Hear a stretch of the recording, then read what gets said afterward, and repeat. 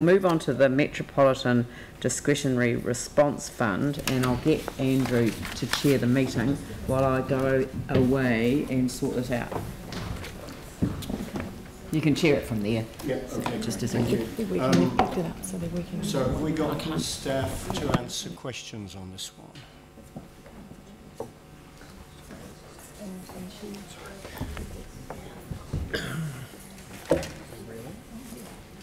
Thank you. So I've got a number of questions on this. Sure.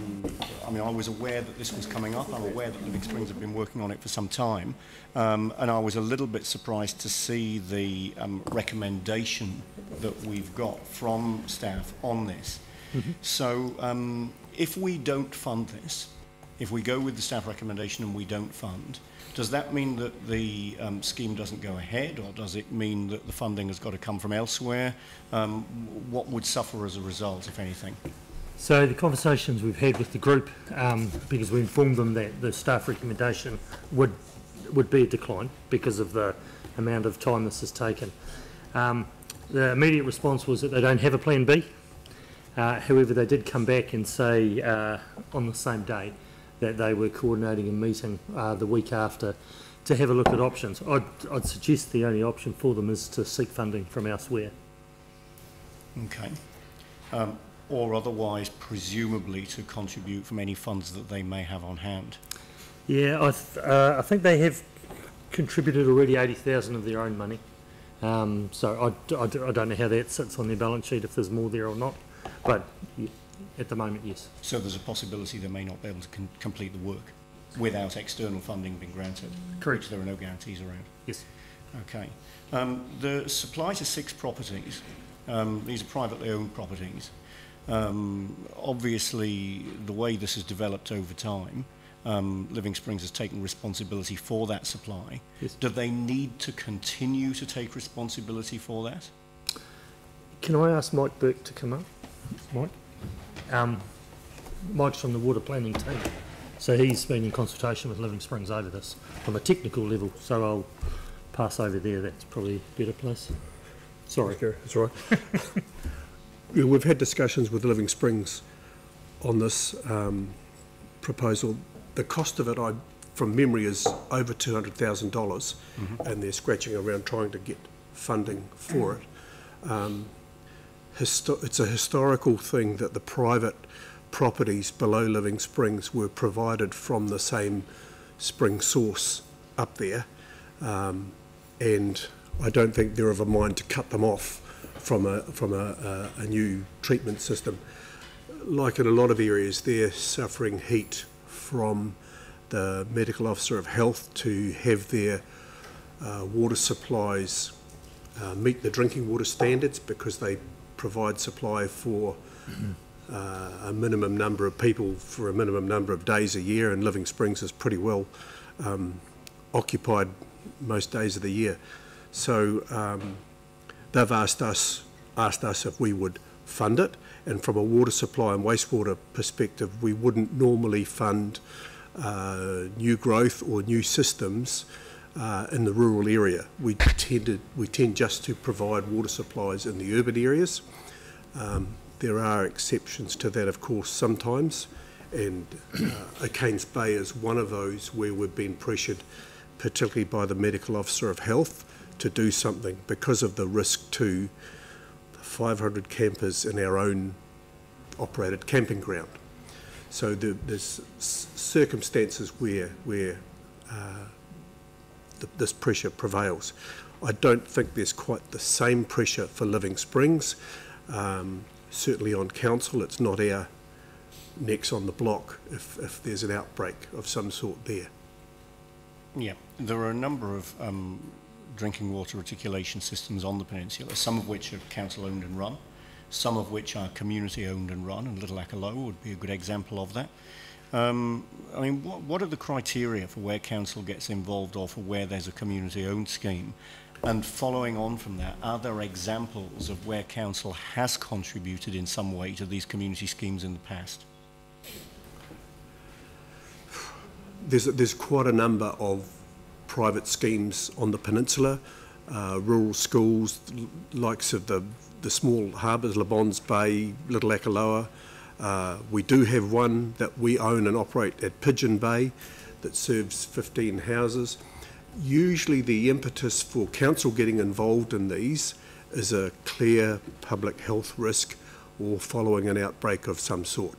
That's when the council has usually come to the party, and quite often that has been taking over the scheme and then bringing it up to standard. And that's happened for Takamatua. That was a private scheme that the previous Banks Peninsula Council took over. So there are a number of situations where that has happened, but there's still a large number of private schemes, some marae and schools and private camping grounds that have their own system. So if Living Springs are unable to complete this work as they've been requested to do we have any responsibility, or is there any precedent that we might get involved here? No, I don't think so, unless the medical officer of health comes to us and says you need to step up here. And do you believe that's likely in this case? I don't know. I don't know. It's possible. All right. A question, Gary, for you, and this is my final question. Yep. One of the reasons given for declining this is that there would be insufficient funding to meet the request. Clearly, we could, if we chose to, part fund this to the tune of the amount that's remaining in the fund. Are there other calls on that fund that we know of that are coming through between now and the end of the financial year? So we've got a budget balance at the moment of 38,000. We've got 2 applications in line, one for 20 and one for 10, which would leave us with a balance of 8. If they were successful, that's where the balance sheet sits at present. All right. Thank you.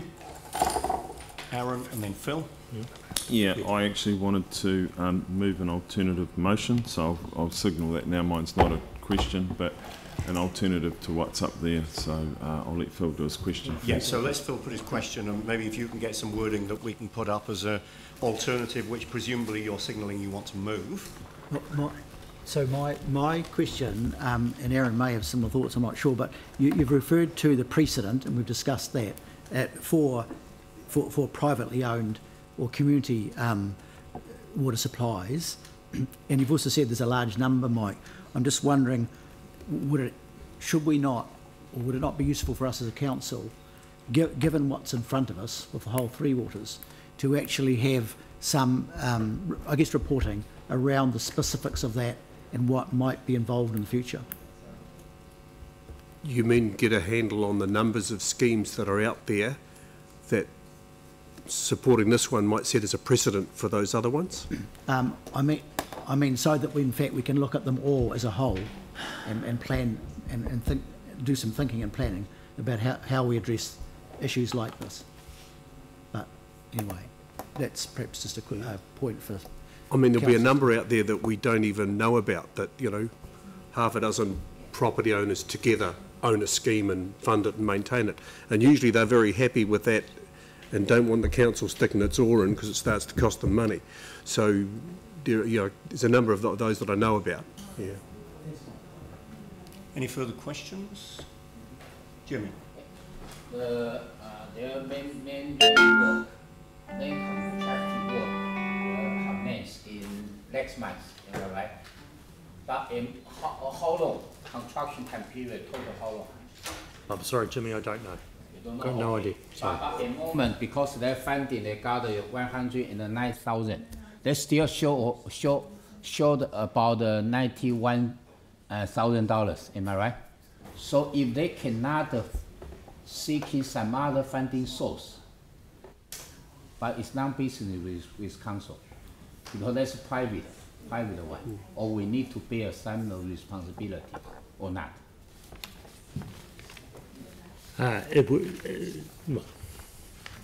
Responsibility is interesting.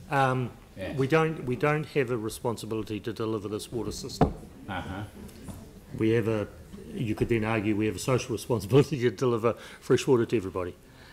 So responsibility is interesting. Yeah, I Financially, we don't. EHB, they particularly emphasize they have to meet a drinking water standard. Then they cannot use the spring water. They have to use the new system one. But whether water issue is non-business with council, just CDHP. If we check, they are not compliant with the standard, who will do this assessment or inspection? The drinking water assessors that are that work with the Ministry of Health. Okay, it's not a part of the CDHB, okay. But it's for the Ministry of Health. Okay, thank you. Thank you. Any further questions? Okay, so Aaron, I'll come back to you. So just prior to that, Andrew, I do now have a question, and it's actually for Helen, and luckily she's in the room. And that is, because I see this more as a metro facility, Helen, because it has 12,000 participants a year, and some of them are immunocompromised children, because Camp Quality use it each summer, so that'd be one of the user groups. Can we, instead of taking the funding out of this pot, can we take, I just choked first, $50,000 out of the water renewals fund to go towards this?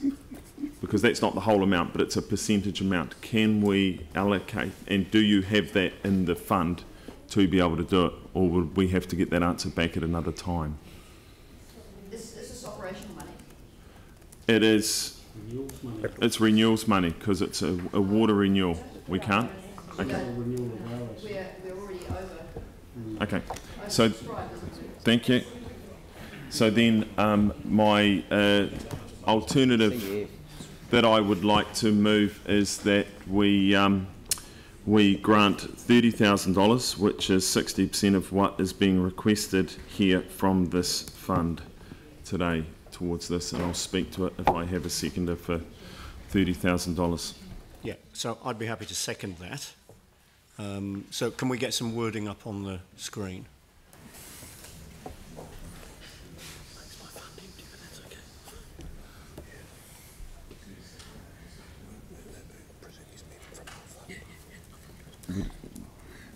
It's 30,000. We don't often give 100% of what's requested, so this is 60% of requested.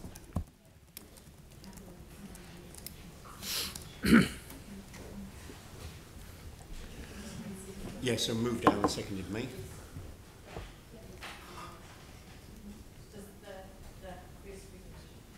No, so Aaron's got alternative wording, which is what he's moving, instead of the staff recommendation. Are these still questions? I'm just flagging a possible amendment to Andrew, just that, or in addition, I tend to be supportive of what's been moved and seconded, but I'd also like to move or suggest an amendment so that we do look at the wider issues around privately owned water sources. Oh, yeah, so some wording along the lines of request information from staff regarding other privately owned water schemes elsewhere in the city. And the cost of ensuring safe water standards. Is that private or community? I know these guys are full out, full on at the moment. What sort of time is that going to take? Because there are a couple of private systems in the city. Some of which I don't even know about. You're right. I mean, we know of a fair few because they come and talk to us from time to time. Can you help us with A, B and C? Most of the pressure for these comes from the larger ones that have to meet the drinking water standards. And so those ones we can find out about easily through the Medical Officer of Health, but the others, it's a bit of a guess as to how many they are and where indeed, they are. It's the problems that we're looking at, and since they're larger ones, I'm fine that we restrict it to the larger ones that are known by council. Yep. We can find those out, no problem. I mean, I think what we're saying is if you can just gather together the information you already know into a memo, probably is the best way to do it. I don't think it requires a report, and let us have that. And then it may be that if there was further work or further discussion needed, that would then go to the ITI committee. Why doesn't Mike just provide it by way of an email without it being a resolution? If he's got that information. Oh, I can get it, yeah. I think we can be confident that'll happen, won't we? Yeah, that's great. Yeah, it's always said that. I mean, if you want to add it, Phil, I'm quite happy I for it guess to be added, where because I'm it's coming just from is, asking for I the think same as a thing. council we need a record on that too. That's also we have the number and we're clear on it. So look, if we can have it just staff provide information. Yep. Yep. That'll be fine. So where are we at with? The swimming pool. Oh, So makes a grant of 30,000 for living space warden. Yeah, and then the second one, Phil, can we grab the wording for that, and let's get that up there as well. Were there any further questions, Yanni? Yeah, thanks. I just wanted to check if we'd considered giving them a community loan and how much is left in our community loan balance. So we definitely have enough in our community loan balance to cover this. It has, I understand it has been part of the discussion, but wasn't the first option by any means. Right. Ability to service the loan. So are they just don't get that much money basically? Do we Look, know how much money they have? Or? I'm not sure. Local staff assessed it. I know that it was part of the discussion. Right. I'm not sure why it wasn't taken So up. do we know their financial situation? Yep. Well, yes, we do. I can look it up. I don't have it in front of me, but I can. Or I can... Yeah, I think now that there's a recommendation to put a grant towards it, I'd just like to know what their financial situation is. Okay. Is that information quickly and easily accessed, or do we need to come back to it later this afternoon? Or? If you give me 2 minutes, I can do it, but if you want to change and do something else for 2 minutes. All right, Tim, you've got another question? You mentioned also about another 2 applicants Yes. that may be in the thing. They've how far down the track are they? Because if they have started the process of making an application with the understanding that there are funds available and we've taken them out today, Yep. I mean, and also, I mean, what are the merits of the other 2? So my understanding is that the 2 applications have come in. We have done no work on them yet. They're just in. But they have come in with the understanding yes, that they there are have. funds available. So, Yes, they have. Okay. So that's, you know. Yep.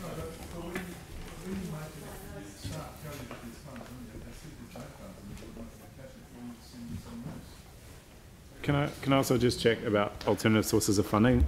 Is this a project that could go to the endowment fund? Like it's got a So the citywide criteria benefit. for the endowment fund is 50,000. So, John, no problem. Sorry, I'll try and find this information. Like then we could weigh it up. I guess that the message I'd want to give is there's been a discussion with the funding team, there's been an investigation, there's been an application to the Discretionary Response Fund. We're not in a position here to give an appraisal on whether or not a community loan is appropriate because we simply haven't done the work. Also with the Capital Endowment Fund, we'd have to go away, look at the application again under the criteria and come back and give you accurate information about that. We wouldn't be in a position to do that this afternoon, but we would be in a position to do it reasonably promptly if that was the will of Council. if we were to decline it today, would they be able to go to another fund? So my suggestion would be, if this doesn't go ahead, you lay it on the table and don't make a decision, and we'll go back and have a conversation, because actually if this is declined at this scheme, Then they're they can't. unable to apply. Right. So did you get that?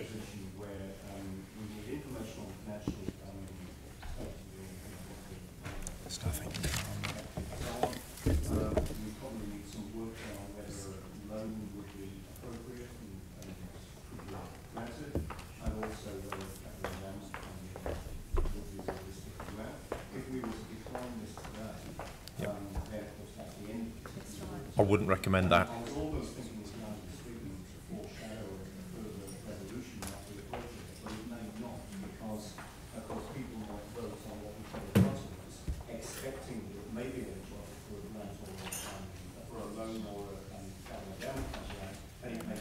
About a straw vote, an indicative, informal testing out before going to proper? Well, I still laying it on the table. I support that. It's the logical thing to do.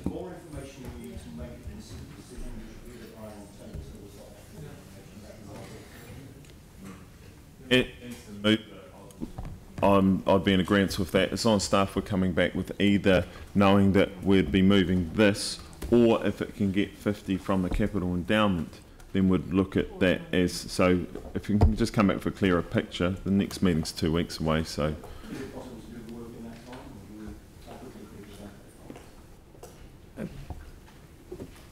Yes, as long as you're happy for it not to be a report and for us to come and present it. Yes. I'm happy with that. Okay, so, yeah. It may result in possibly, I don't know, the staff suggesting that they withdraw their application and reapply to another loan scheme or grant scheme in council. We would give you that advice in 2 weeks. Yep. So from a procedural point of view, we've got a motion which is moved and seconded, and I get the impression the mover and seconder of the original motion will be happy for the matter to remain lying on the table until the next meeting where we've got full information. How do we handle that from a procedural point of view?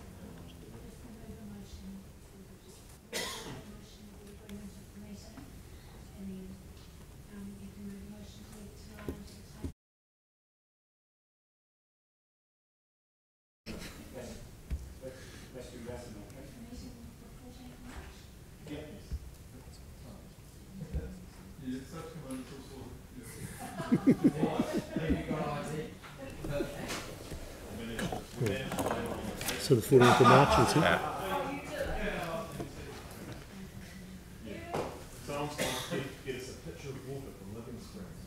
These other options. So 14th of March, that's a month away. Yep. That gives you a little bit of time. Absolutely, thank you. So are we on to move that? I have a second. All those in favour? Aye. Against? 14th of March is a month away.